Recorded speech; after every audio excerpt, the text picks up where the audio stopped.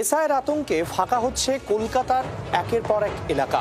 New টাউনের eco park সংলগ্ন বনবিবিতলা এলাকা ফাঁকা কেন জানেন? এসআইয়ের আতঙ্কে বাংলাদেশি অবৈধ অনুপ্রবেশকারীরা বাংলা ছেড়ে চলে যাচ্ছেন। কোথায় যাচ্ছেন নিশ্চয়ই বুঝতে পারছেন। জি24 ঘন্টার এক্সক্লুসিভ রিপোর্ট। কলকাতার উপনগরী নিউ টাউন, আর সেখানেই ইকো পার্কের 6 নম্বর গেটের পাশে বনবিবিতলা বস্তি। স্যার আতঙ্কে এখন ক্রমশই ফাঁকা হচ্ছে এলাকা। দলে দলে বাংলাদেশে ফিরছেন অনুপ্রবেশকারীরা। মোকারম মোড়ল, বাড়ি বাংলাদেশের খুলনায়। কয়েক বছর আগে রুটি রুজির আশায় অবৈধভাবে ভারতে প্রবেশ করেন। পরিবার নিয়ে সেই থেকেই বনবিবিতলা বস্তিতে বাস মোকারমের। নির্মীয়মান বহুতলে শ্রমিকের কাজ করেন। স্যার আতঙ্ক তাঁর ও পরিবারের চোখে মুখে।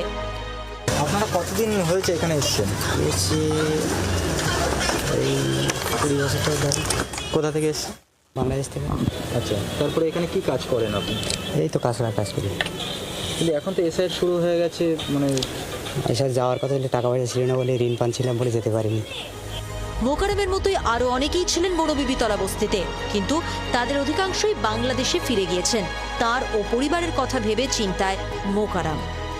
এখানে কি কাজ করেন আপনি? ক্যাশলার কাজ করি, ওই তো ফ্ল্যাটে ক্যাশলার কাজ করি।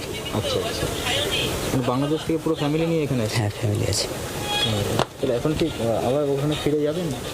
আমাদের যেরকম যদি না থাকতে পারি তাহলে ভালোভাবে আমরা যেভাবে চলে যেতে পারি সেই ব্যবস্থা করে।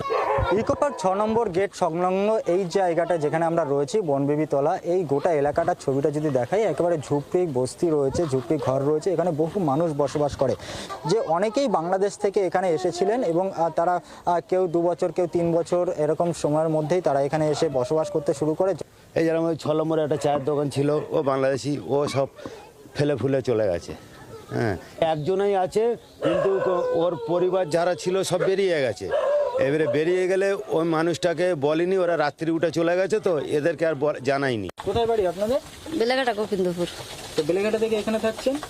এখানে থাকি, খেটে খুটে খাই, এই জায়গায় থাকি। হ্যাঁ, চলে গেছে তো অনেকজন। এরা কারা যারা চলে গেছে? ওরা বাংলাদেশের লোক চলে গেছে। এখানে থাকতো? এখানে থাকতো সব, অনেকে চলে গেছে। দেশের বাড়ি কোথায়?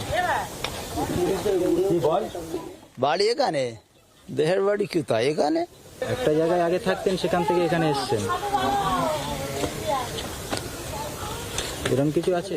না না না, সেসব কিছু না। স্যার ঘোষণার পর থেকেই একাধিক জায়গা থেকে অবৈধ অনুপ্রবেশের নানা খবর মিলেছে। উত্তর দিনাজপুরের ইসলামপুরে আচমকাই ব্যাংকে টাকা তোলার হিড়িক পড়েছিল। আবার ওপারে পালাতে গিয়ে বিএসএফ এর হাতে সম্প্রতি ধরা পড়ে 98 জন বাংলাদেশি। তবে